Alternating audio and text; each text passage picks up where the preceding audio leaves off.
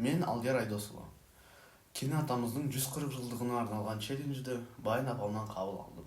Мен Марат Ерікұлы. Кенен атамыздың 140 жылдығына арналған челленджді Баян апамнан қабыл алдым.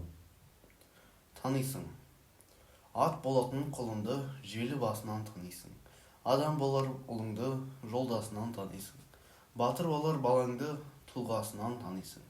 Жақсы болар балаңды ел қасынан танисың. Ырысты олар балаңды мал баққаннан танисың. Кедей олар балаңды көп жатқаннан танисың. Ұры болар балаңды түн қатқаннан танисың. Шешен болар балаңды тіл қатқаннан танисың. Епті олар балаңды қаққаннан танисың. Ал сараң болар балаңды зар қаққаннан танисың. Шаруа болар балаңды шөп шапқаннан танисың. Үй күшік болар балаңды от жаққаннан танисың. Етікші болар балаңды шот шапқаннан танисың. Сұса болар балаңды балғасынан танисың. Ағашы болар балаңды балтасынан танисың. Қыздың қандай боларын анасынан танисың. Қасың менен досыңды қарасынан танисың. Шебер болар қызыңды бармағынан танисың. Асыл менен жасықты салмағынан танисың.